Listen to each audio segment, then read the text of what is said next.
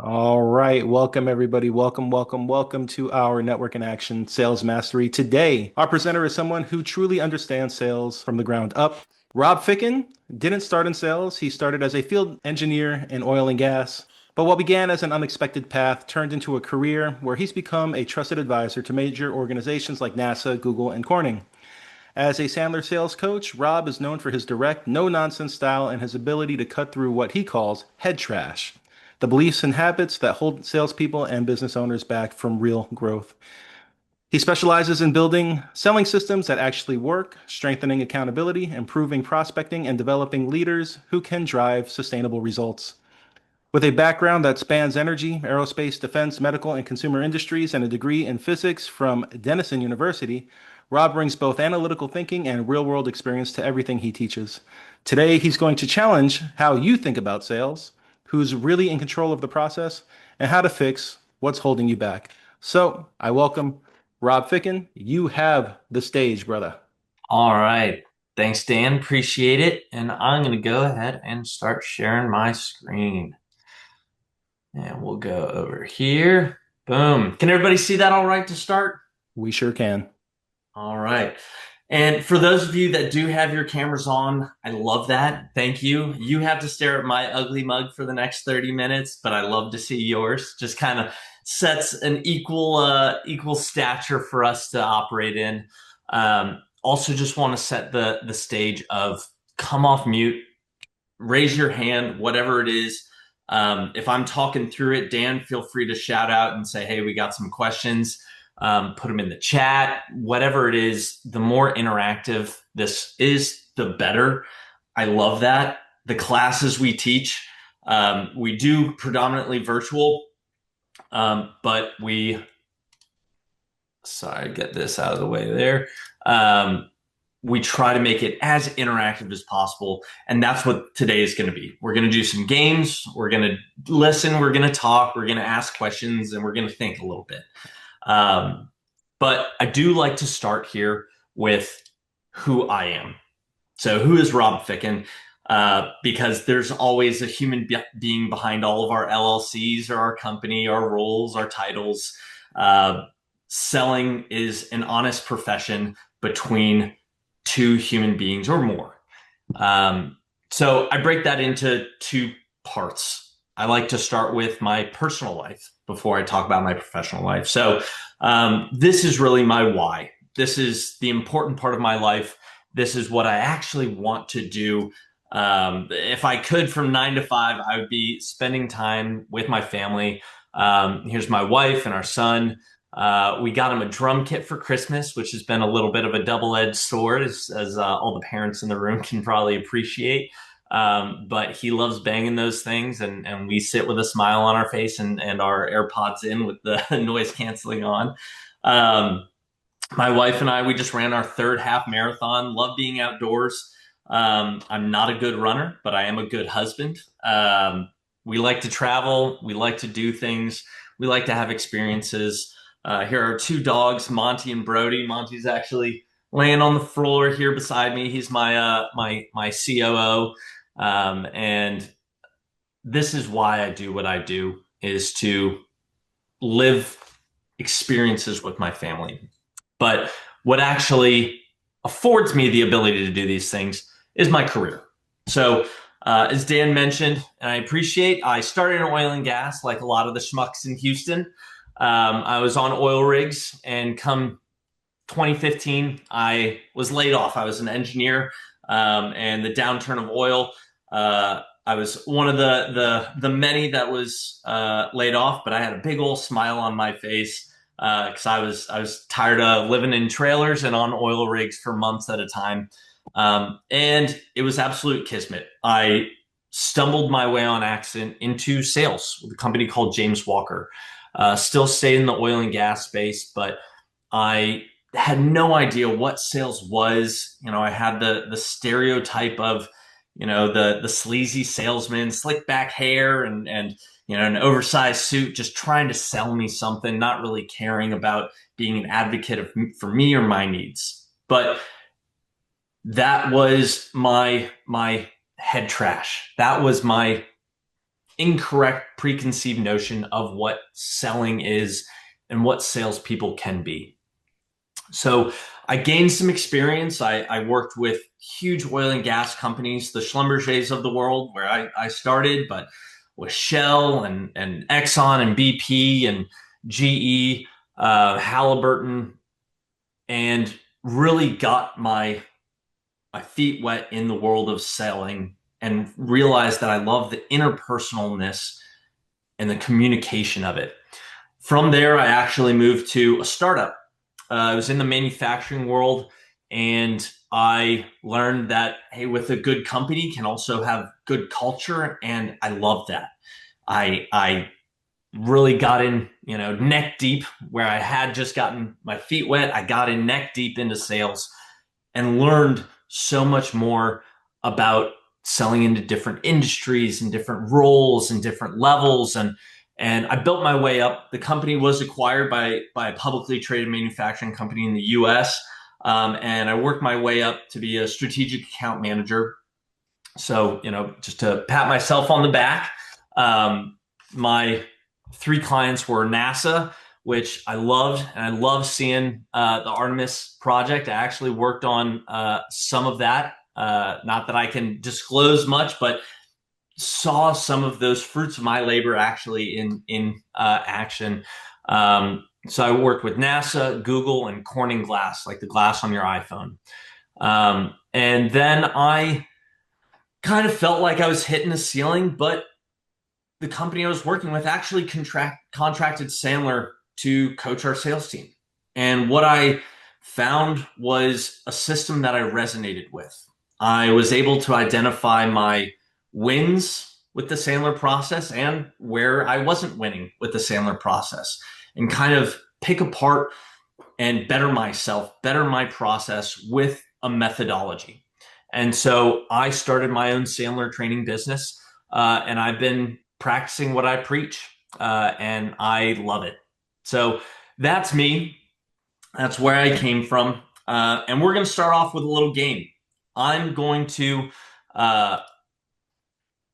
just set up the stage real quick. We're going to have a bunch of numbers on the screen. And what I want you to do is find the numbers in sequential order in 30 seconds and see how high you can get. So I saw somebody just popped in, so I'll give them a second just to read the screen. But you're going to have 30 seconds, and I'm going to set a timer, and just count as high as you can get from 1, maybe all the way up to 100. And then we'll come back and we'll see how far we get. Any questions? Pretty straightforward. All right. So 3, 2, 1, let's go. 30 seconds. See how high you can get. And that's time. All right. 30 seconds flies, right? But the awkward silence is over. So start shouting out who got past 5. 9. Yo. Now I heard a 9. Anybody higher than 9? No. I got to 11. 11. Scott, I saw you raise your hand. How high did you get, Scott? 14. 14. Anybody beat 14? Come off mute. 16.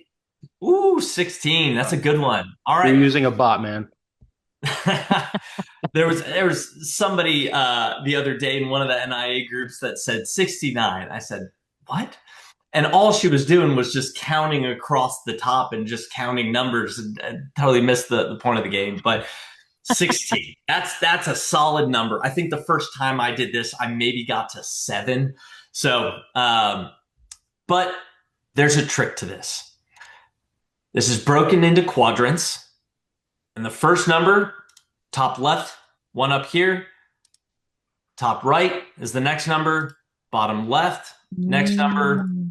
Bottom right, and so on and so forth. So I'm going to set another 30-second timer. We're going to do that again, and we're going to see how high we get. All right? 3, 2, 1, go.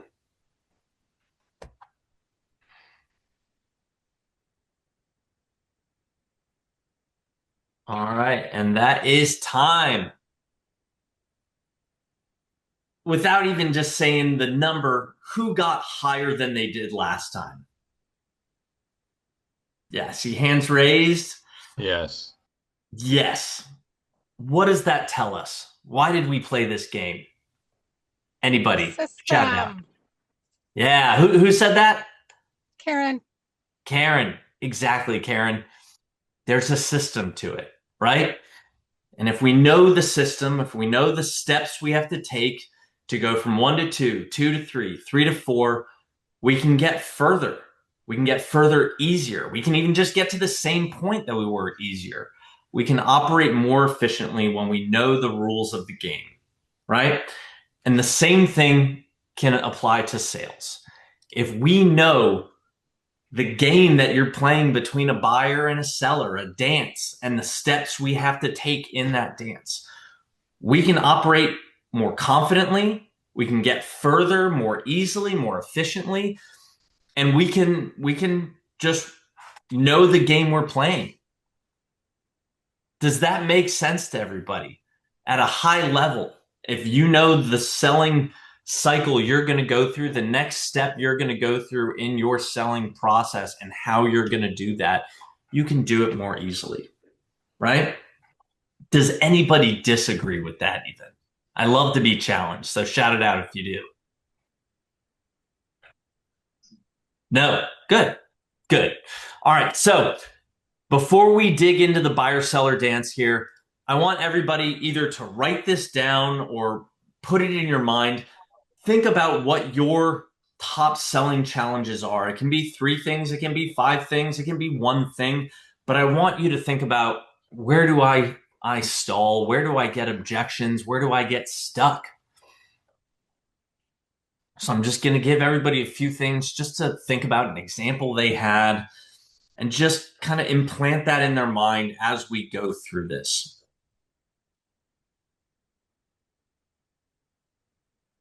All right. So we're going to do a little exercise, and we're going to break into breakout rooms for this. But whenever a buyer and seller come together for the first time, there are a few things at work. There are 2 systems at work. There's a seller that has a system, and then there's a buyer that has a system. And the selling side might have formal sales training, ideally Sandler sales training, or a system defined by their company, or they're doing what feels natural to them. A lot of people say, hey, I'm a natural seller. I communicate well. I have interpersonal skills that give me success in selling. But either way, there's a set of steps, a process involved that goes something like this. You find somebody that's interested, you create a proposal for them, and you try to close them. You handle some objections as best you can, right? That's the seller system. For better or worse, buyers typically have no formal system. There aren't a lot of buying methodologies and training out there as much as there are selling systems. So buyers have learned to work through a system through life experiences or by observing, their seniors or other buyers. But either way, they're kind of going through what feels intuitive to them. And so for this breakout room, we've taken both the selling system and the buying system and broken them down into just 5 steps, just for simplicity's sake. And we know that especially selling can be a lot more complex, but just for the purposes of the game, we're just going to break it down into 5 steps. So what I'm going to ask everybody to do is organize these 5 steps into what a traditional seller would do. What's step 1? What's step 2, 3, 4, 5? So Dan, if you could break us out into breakout rooms, how many people do we have in here? We are looking at 16 of us. Do you want to be included in the breakouts? No, I would love for it to be super objective. Let's go 4 groups of 4 then. All right. Deal? And the prerequisite here is that this is a typical seller, and they are going to, this isn't a cold call that they're just going to get the door slammed in their face or hung up on. This is, they're going to go through the cycle, all 5 of these steps. All right. Does anybody have any questions? How many minutes? Let's just go 2 minutes. And then when we come back in, I'm going to ask on one of the groups to just present what steps, what order you guys came up with. Deal? All right, let's go. All right, starting now, make sure you accept your room invite.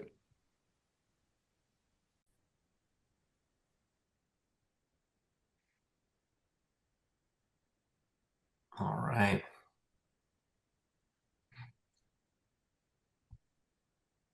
All right. Do we have everybody back in? Yep, looks like we're whole. All right.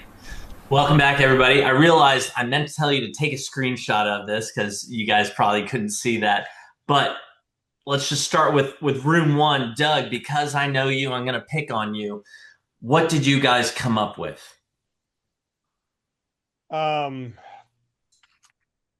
Well, of course, I didn't get a chance to screenshot it, and so Did you guys at least see the broadcast message? We did look at it and discuss it. So Well, I can talk to it since I wrote it down. yeah, go for it. There you Yeah, go. so Gold star for you. yeah, we came up with needs analysis, presentation, or present or propose, objections, close, and then, well, I came up with close and follow up. Doug thought follow up then close. That's not bad. All right. Yeah. So what we have and what we've come up with is very close to that. Conduct needs analysis, present or propose, and then ideally attempt to close. Hey, I've given you a solution. Does this make sense? Are we ready to, sign that check, write the PO, whatever it is? Handle objections. Maybe they say, hey, I have some questions before we do that. And then, all right, I'm gonna follow up with you, right? A lot of people also do swap out handle objections and attempt to close. That's a common switch there. But ultimately, this is a general process that most sellers follow, right? Did anybody have anything wildly different?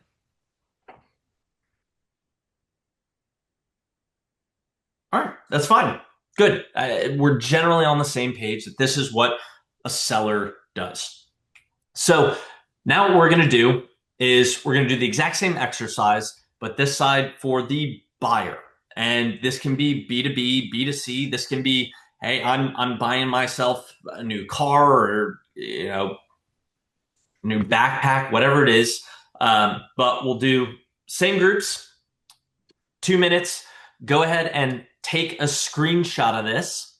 And I am going to tell you a little bit of context here before we kick it off. Buyers are smart and they know they're not going to get very far if they just email you or text you or just say, hey, send me a proposal on X, just give me a quote. So most salespeople are not going to respond to that. They're just going to say, hey, I know my time is worth more than that. So buyers know they need to do something else first, something that draws the salesperson in to get the detailed info that they want or need to do their job, right? So the hint for this one is the first step is not obtain information, but everybody take a screenshot and then we'll go back into breakout rooms. On your cue, Rob. All right, go ahead. Make sure you accept those room invites. All right. So, organizing the steps for a buyer. Who wants to present what their group came up with? I can. It's Karen. All right, Karen, go right ahead. Well, we thought that we could have expressed interest or obtained information first. Mm-hmm. Either one of those could happen, and then act motivated, and then avoid commitment and disappear. Okay. Why did you come up with obtain information first? Out of curiosity. For instance, right now we're obtaining information from you about Sandler system, and then we might express interest afterwards. But sometimes we express interest first and then go online to do research or call the company or walk into the store to obtain information. Okay. Yeah, that's fair. The premise of this is that it is a meeting happening between a buyer and a seller. So yeah, absolutely. We might do some preliminary research to obtain information. But what we're trying to highlight here is obtain information from the buyer. So I could have prefaced that as well. But yeah, you're not wrong. And a big point here is that you're expressing interest and acting motivated pretty early on, right? That's what's drawing in that buyer, right? So what we came up with in Sandler is express interest. Hey, come on in. Let's have this meeting. I do want to talk. And you're going to act motivated. You're going to say, yeah, I do want to know what you got going on, what your service is. And then I'm going to get some information. I'm going to get some details about your company. I'm going to, ask questions. You'll ask questions. So we'll have a conversation. And then I'm going to avoid commitment. I'm going to say, hey, I need to do something before I send money, write a PO, put pen to paper. And then I usually ghost. I disappear, right? So does that sound like something that people go through in their selling process?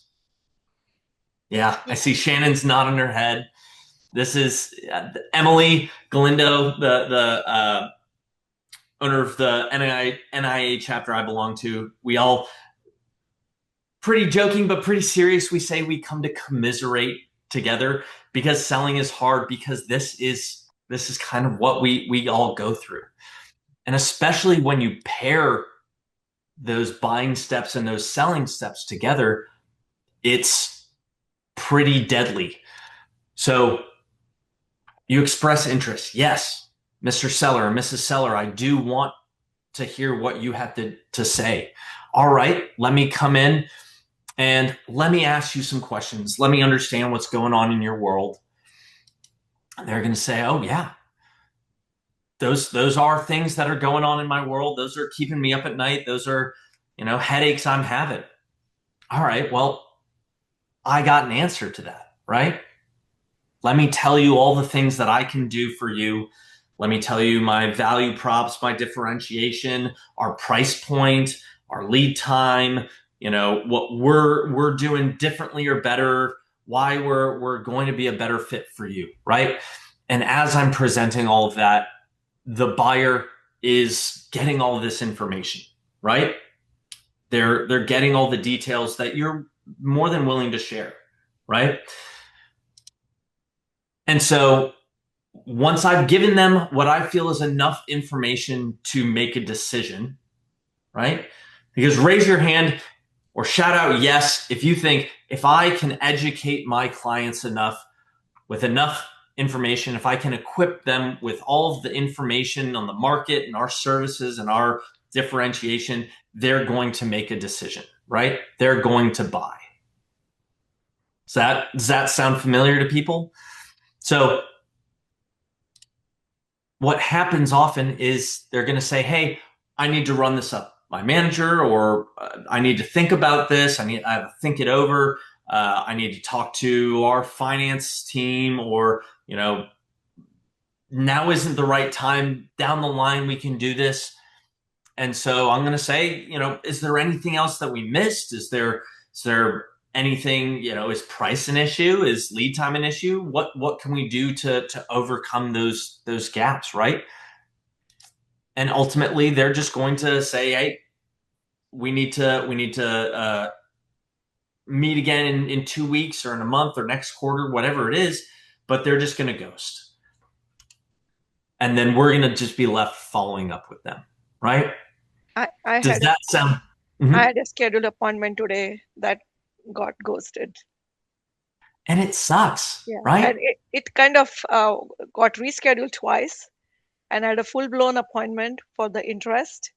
And Yeah. after many reasons and reschedules, ghosted. Yeah.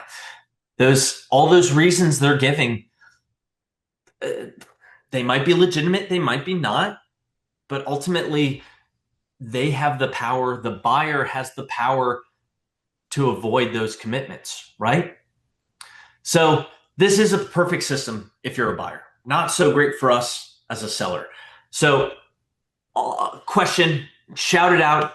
Where do we think the seller lost control of this process? At what step? Maybe attempting to close. Yeah, maybe attempting to close. Why do you think that, Karen? Sorry to interrupt. Can you put the steps back up? Because, oh, hang on a minute. I took a picture. No worries. Can everybody see the steps here? Yes.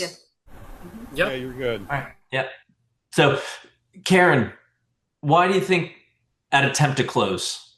Why did we lose them there? I mean, I'm thinking about it that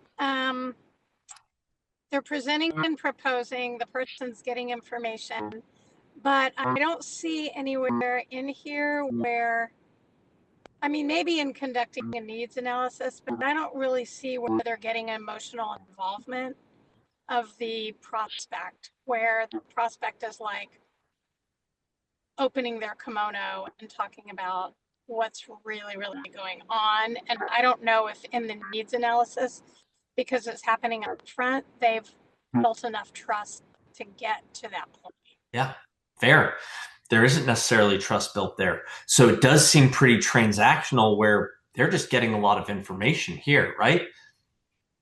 And where, what are they getting information from? It's from this right here, right?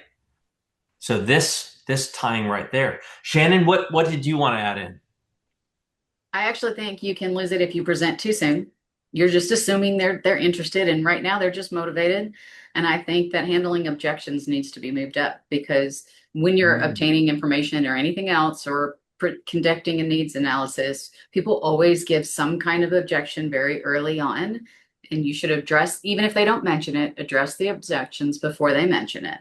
And so I think a lot of times people are presenting too soon, when therefore attempting to close too soon, without actually listening and overcoming obstacles.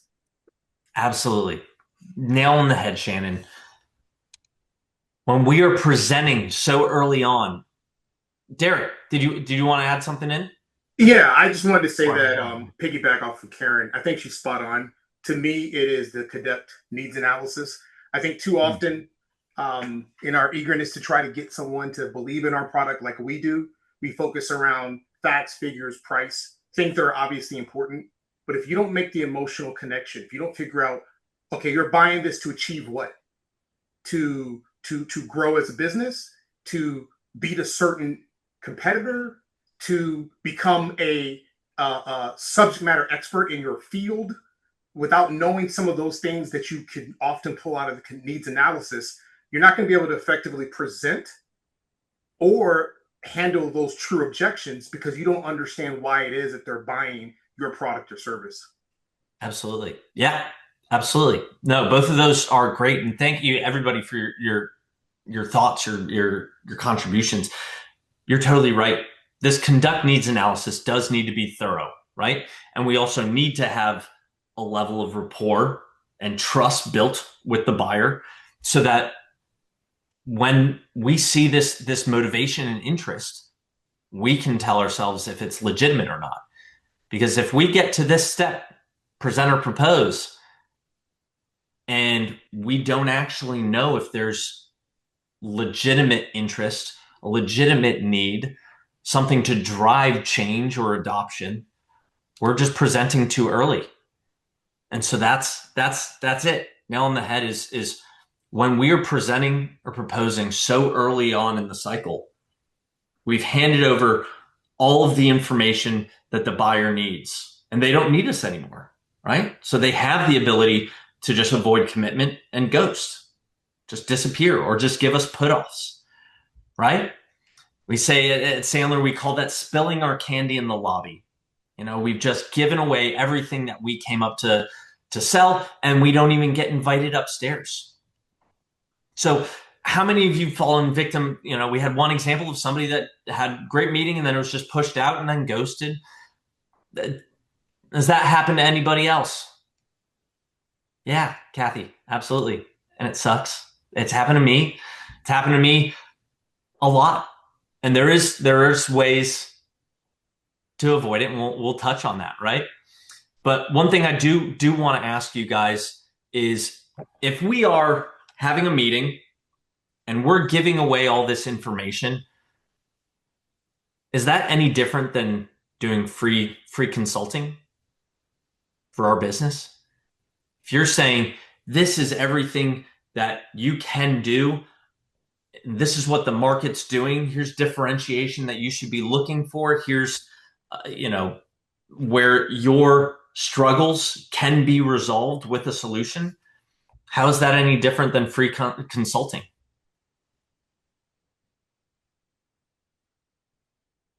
No, it's not, right? If I tell all of my information, all of my differentiation, all of my value propositions without getting any sort of compensation or commitment from the buyer, that's free consulting, right? So now we know the moment we give up our information without control, that's free consulting. And if we want a different outcome, if we want a different process, we have to drive a different process. We have to do something different, because this system just doesn't work. But it's what sellers have been doing for decades. I coincidentally ran into somebody that just a few years ago was selling Cutco knives, but I used the example of a door-to-door salesman with Cutco knives in a briefcase knocking on the door, and say I answer the door and I say, "Oh, hey, tell me what you got," and they say, "All right, come on in." I invite them in, and they say, "All right, let's look at your knives.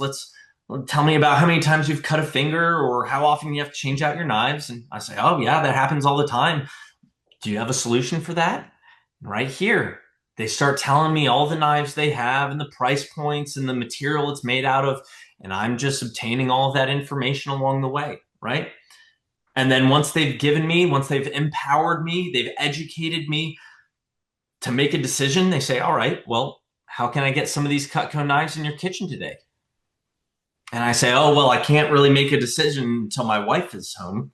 I'm not just going to drop a few $100s on these beautiful knives you have. I'm still acting motivated throughout the process." And he says, "Well, is there anything else I can do to help you make a decision today, to get these knives in your hands today?" And I say, "You know what? You have my number. I have your number even. I'm going to give you a call later today after I talk to my wife." And he's just going to probably be chasing me. He maybe has my phone number or my email, sends me marketing material, whatever it is, but I haven't committed to anything. And so in this buyer-seller dance, in this dynamic, who's actually leading that dance? Is it the buyer or the seller? Buyer, 100%. Yeah, the buyer. Buyer's getting all the information, right? They're asking questions, we're answering.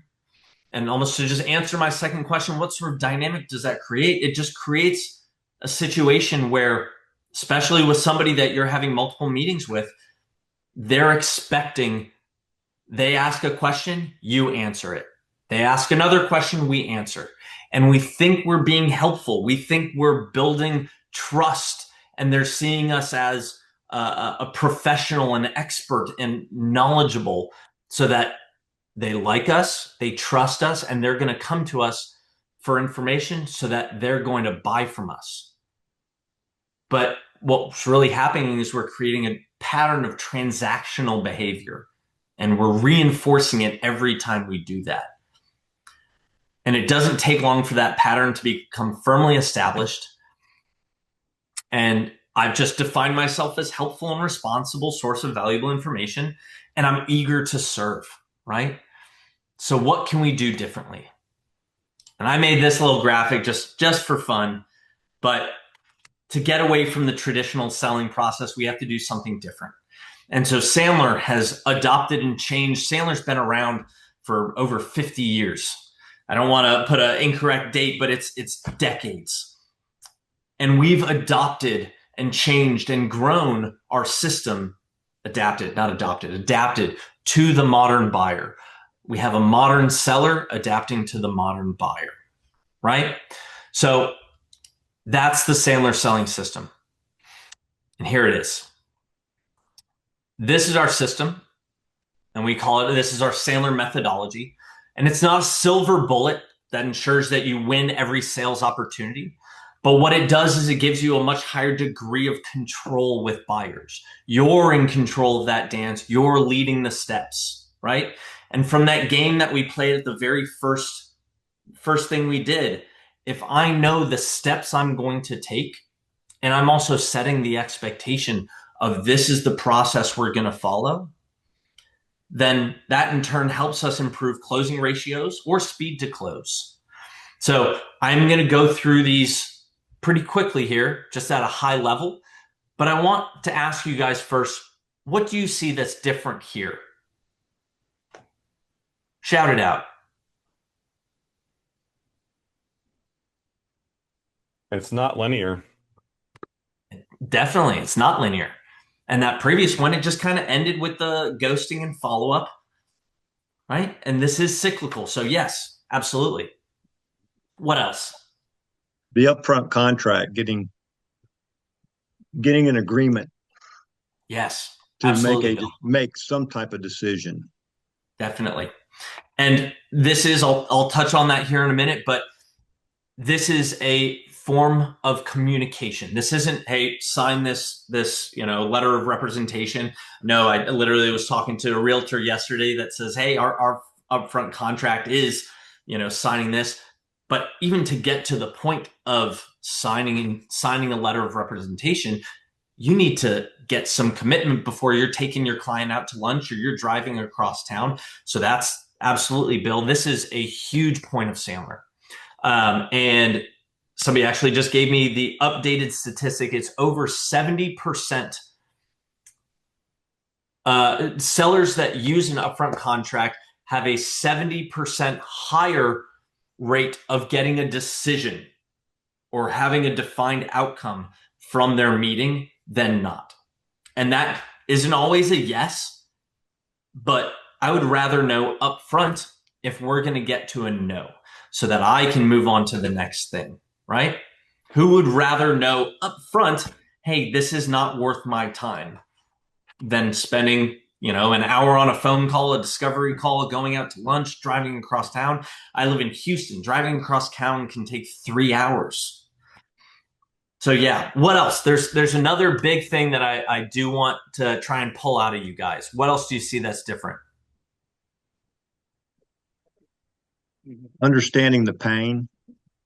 Yes, pain. This qualification here, first step is pain.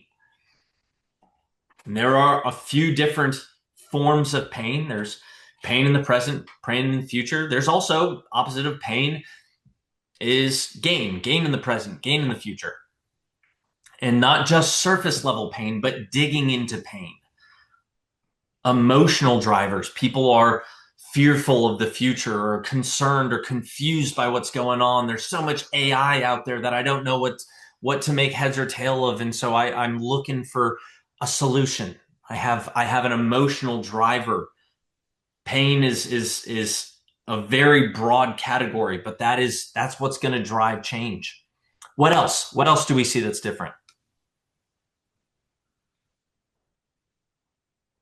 Quick question. Where is present solution? At the end. It's at the end. I forget who it was that said it, but I think more than one person said it. When we present too early, we're spilling our candy in the lobby. We're giving away all this information without properly qualifying or disqualifying our opportunities. And so we need to live and breathe in this qualifying space for a lot longer than we are. Because The second we go through a needs analysis and we hear a little bit of interest, we hear a little positive feedback, we get happy ears, and we say, oh, let me tell you how I can do that. But we need to go through this step by step. When you're going through that numbers game, you can't just skip 3, you can't just skip 14 and go on to 17, whatever it is. You need to go step by step, and you need to follow the process and not jump to present to solution. All right? So quickly, high level going through this. Communication, personal chemistry, bonding and rapport, building trust. We need to do that. One thing that we do teach within Sandler is how to do that effectively, and not just, hey, let's chit chat about the weather or my kid's soccer game, or how horribly the Texans are doing. There's a balance between professional bonding and rapport and personal, and there is some overlap in there, but we're building trust. The upfront contract is the next thing.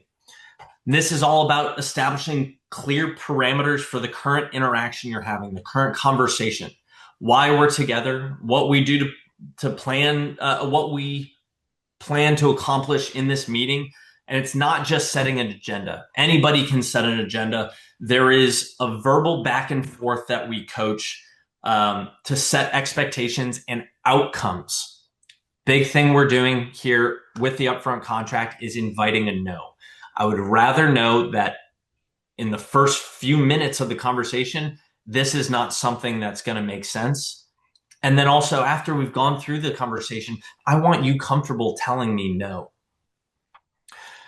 Next up, qualification. And to parallel with qualification, the opposite of qualification, disqualification. As much as we're qualifying and figuring out, hey, what pains do you have? What problems do you have? What's the reason behind those problems, and what's the impact of those problems?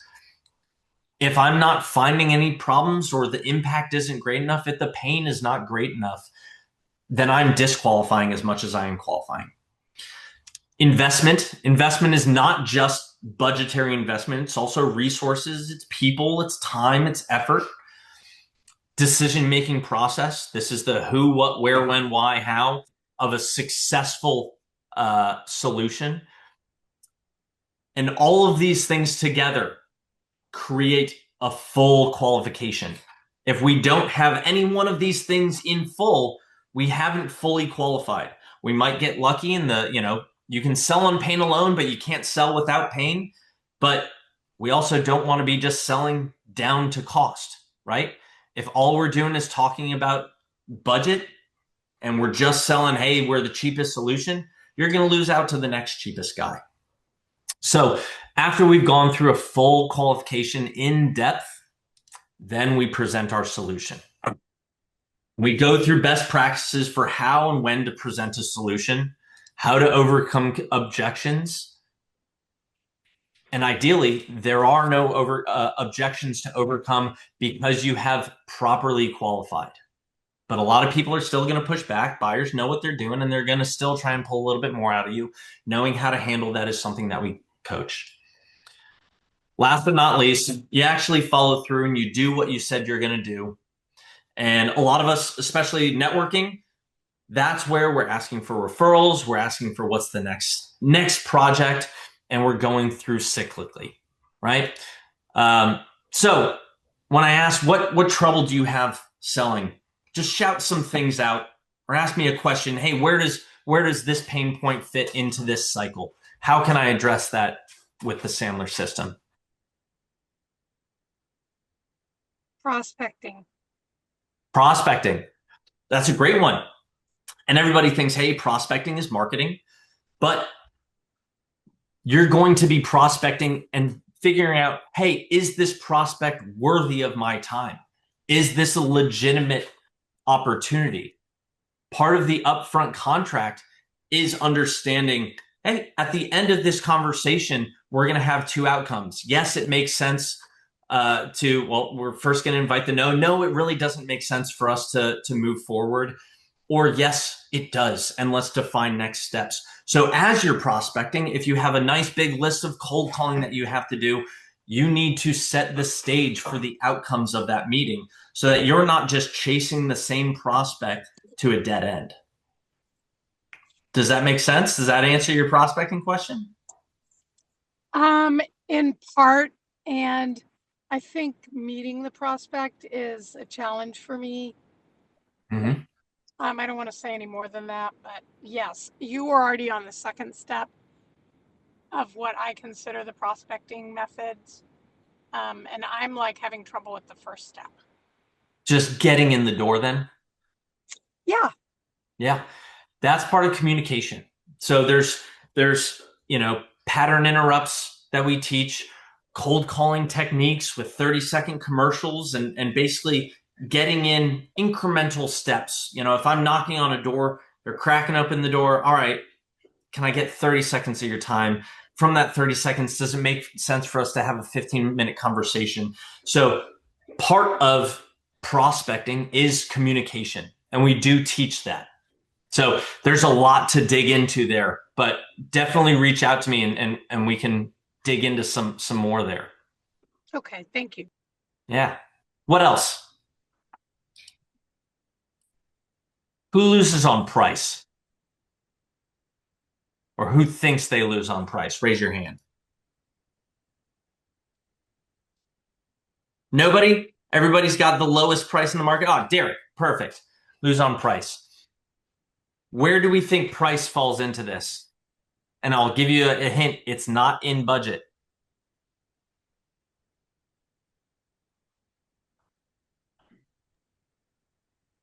Anybody? I don't know. Maybe upfront contract, maybe? I was going to say maybe either communication or pain. Because in my experience, when I've lost on price, I'll put it like this. It's been my experience that buyers have three options. You can buy my solution, you can buy the competitor, or you can hold what you got and keep doing what you're doing. And if I haven't shown them the difference, whether it is cost, not just the cost of what the item is, but cost of ownership, service contracts, maintenance, etc., but also the cost of doing what they're still doing. So if I don't find a way to pull that out of them and communicate that, then that's usually where I lose on cost, because I haven't generated enough pain to make them do something different. Absolutely. And it's not that you're generating pain. It's that they have pain. Is that pain great enough? And applying a financial number to it, a monetary number to that pain is definitely something you want to do. But is that pain great enough to enact change? There's going to be a threshold between the lowest cost solution and whatever margin you're making. And that difference is pain. People are going to pay money to get away from pain. And the higher the pain, the more money they're going to spend. I need to get something. My water heater's broke. I need to pay somebody to get out here right now so my wife is not taking cold showers. I'm going to pay more money to have that plumber come out today, right? So that's where a lot of people think that they're losing on price, but you're totally right. They're losing on pain. They haven't identified pain, or they maybe have identified a surface level pain, but they haven't dug into the depth of pain. All right. And I think we're coming up at our time. Is that right, Dan?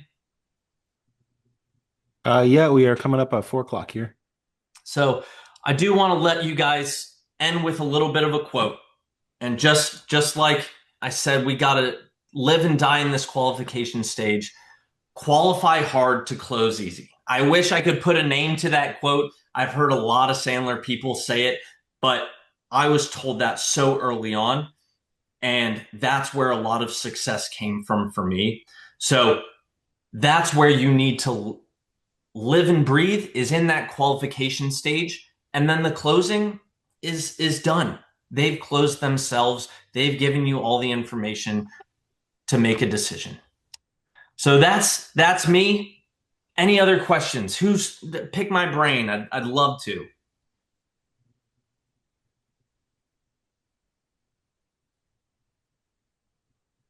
Have I just blown everybody's mind and nobody has any thoughts or questions? Y'all could feel free to unmute. You could hold the space bar to unmute yourself. Rob, I do want to say thank you very much. This was a lot of information here, and I do know it's going to start helping folks to qualify for their presentations here. Good. And I'll hang out if anybody else wants to stay in and pick my brain. Happy to go through the process a little bit more, give you a little real life experience and see where it applies to the Sandler methodology or where the Sandler methodology can help. Yeah, I would like to hang on. Yeah, ask away. Ask away. So I'm in a field where there is a pain, but it's not immediate pain. Like it's not breaking the water heater or the AC not working. My pain is my pain is a general pain that everybody is going to have or everybody has, but it's not an immediate pain, or it's something that needs to be done immediately. So that's where I get a lot of ghosting or pushback, because I have to give all information up front and people don't act on it.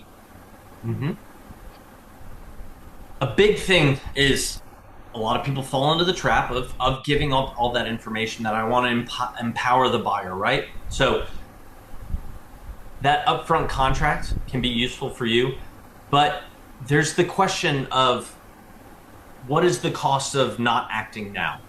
When that pain comes to light, what is the difference in cost? Hey, do I need to pay to maintain my water heater before it goes out? Do I need to have it inspected? Do I need to consider something in advance? There are 4 types of pain, as I said. There's pain in the present, pain in the future, gain in the present, gain in the future are the other 2. But the biggest driving factor, you're absolutely right, is that pain in the present. That pain in the future can still exist, and whatever your solution is, whatever your product or service is, that pain can or will come. So the question becomes, what is the cost of acting now versus what is the cost of acting later, right? What's the impact of not making a decision now? Have you ever asked your clients that? Yeah, the issue over here is that to explain what impact it will have to not have taken action today or now, and for them to what will happen if they wait in the future, I have to give all the information. What, if you don't mind me asking, what is it that you're selling? I do life insurance, long-term care. Yeah, life insurance is, and I'm just gonna, so you can see my face here, but yeah, life insurance is a long-term plan. But there's also so many other things that we do proactively, right? We invest in our 401k, or we set aside money in savings. How is that any different than investing in life insurance? And so I would almost encourage you to ask more prying questions of how they see life insurance before you're giving the solution. Have them give a little bit of context of their interpretation of, do they have a negative stigma of life insurance, or do they invest in other things? Is it a personality mismatch? See you, Doug. Thanks for joining. Is it a personality mismatch between somebody that just doesn't invest in their future, or they don't set aside money, or maybe they don't have the fear of financial burden for anybody that they would leave behind? So maybe it's understanding the client's mentality around it a little bit before you're just educating them on, hey, this is what life insurance is. Wow. Yeah. That makes sense. Yeah. Yep. And one thing we coach is, one thing we also coach on, because Sandler is psychology based, and we do personality type training. So I personally train on DISC. And so different personalities are more analytical, more direct, more immediate action versus long term. And so identifying personalities, communication styles, and how people make decisions is a big part of how you present. So in that communication stage, in that bonding and rapport, identifying the personality of your prospect or your client can be as impactful as the actual presentation itself. Makes sense. Makes Yeah. sense. Where can Great I get question, more though. information about Sandler's services? Yeah, so I am in IIA, so you can look me up in the app. Okay. But on the last slide of the presentation, there's also my website, my phone number. I'm based in Houston, but I can operate anywhere in the world. But definitely reach out to me. Mhm. Add me on LinkedIn, whatever it is. Let's Yep. connect. Yes, I'm going to connect with everybody that's here today. Great. So All right. look out for my invite on LinkedIn. All right. Awesome. Well, Rob, Thanks, Athena. thank you so Thank much you. for being here today. And you were talking about personality types, and there's a little something that we can look forward to at our next speaker series presentation. It's going to be none other than Miss Sherry Tree of Bank. She's talking about her brand of personality science. So I do encourage everyone to check that out. Rob, once again, thank you for being here with us today. It was wonderful. Reach out to Rob on networkinaction.com. I also found him on LinkedIn, like he said. And this is Sandler Sales. Again, a great methodology. I know a lot of our franchisees utilize a lot of that sales approach. So Yeah. check it out. Rob's a man. Thank you again, Rob. And I hope to see you all at the next speaker series and our Network with the Nations on May 6th. See you there and take care. Bye, everyone.